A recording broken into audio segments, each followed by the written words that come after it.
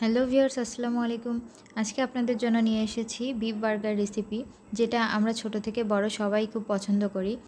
আর সেটা যদি বাসায় খুব কম উপকরণ দিয়ে তৈরি করা যায় তাহলে তো কথাই নেই। আমি এখানে 2 প্যাকেট সফট বন কিনে নিয়ে এসেছি। চেয়েছিলাম বাসায় বন তৈরি করতে, কিন্তু অনেকটা সময় লাগবে, এর জন্য বাজার থেকে কিনে নিয়ে এসেছি। তারপরে আমি বাসায় তৈরি করে নিয়েছিলাম মেয়োনিজ। সেই মেয়োনিজের মধ্যে আমি দিয়ে দিলাম 1 চামচ গুঁড়া মরিচ আর 2 চামচের মতো টমেটো সস। এরপর আমি ভালো করে মিক্স করে নিচ্ছি। তারপরে দিয়ে দিচ্ছি অল্প একটু চিনি। এগুলো দিয়ে ভালো করে মিশিয়ে আমি ফ্রিজে রেখে দিব। তারপরে আমি আগে থেকে মাংস কিমা করে নিয়েছিলাম। এটাই আমি বাসায়ই থেতো করে নিয়েছিলাম মাংসটা। তারপরে আমি এর মধ্যে দিয়ে দিচ্ছি 1 চামচ আদা এবং রসুন বাটা, হলুদ গুঁড়া, মরিচ গুঁড়া, ধনিয়া গুঁড়া, সব কিছু দিয়ে আমি ভালো করে মেখে নিচ্ছি। এরপরে আমি দিয়ে দিচ্ছি অল্প একটু সয়া সস। তারপর আবারও ভালো করে আমি মিশিয়ে নিব। যে দেখুন, আমি আবারও ভালো করে মিশিয়ে নিয়েছি।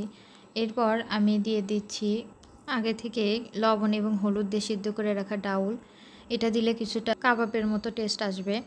তারপর আমি দিয়ে দিচ্ছি 2 চামচ কর্নফ্লাওয়ার, দিয়ে আমি ভালো করে এটা মেখে নিচ্ছি। দেখুন, আমি ভালো করে মেখে নিচ্ছি।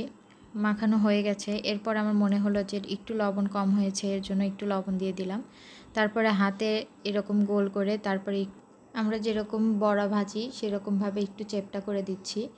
তারপরে আমি হালকা একটু তেল দিয়ে এর মধ্যে ভেজে নিচ্ছি। এখন আমি দেখাচ্ছি আপনাদেরকে বনগুলো কেটে কিভাবে কাটতে হবে। ঠিক এভাবে মাঝখান দিয়ে এভাবে কেটে নিতে হবে। এই যে দেখুন, আমি বনগুলো কেটে নিচ্ছি।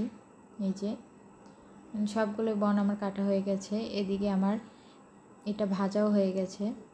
এখন আমি আপনাদেরকে বানিয়ে দেখাচ্ছি। দেখুন, আমি প্রথমে যে সসটা বানিয়েছিলাম সেটা দিয়ে দিচ্ছি। দুটাতেই দিয়ে দেব ভালো করে। যে দেখুন, আমি ভালো করে দিয়ে দিচ্ছি।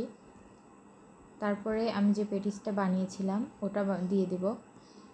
দেওয়ার পর আমি একদম পাতলা করে শসা কেটে নিয়েছিলাম। তারপরে আমি 3 টুকরো শসা দিয়ে দিচ্ছি। শসার উপরে আবার একটু সস দিয়ে দিলাম। তারপরে দিয়ে দেব একটু টমেটো সস। দেওয়ার পরে আমি অপর পাটটা দিয়ে এরকম ঢাকা দিয়ে দেব। যে দেখুন, আমার বার্গার রেডি। কতটা সুন্দর হয়েছে, খেতেও খুবই সুস্বাদু হয়েছিল।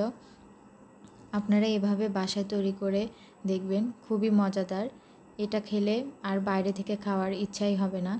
যে দেখুন কত সুন্দর হয়েছে। ভিডিওটি ভালো লাগলে অবশ্যই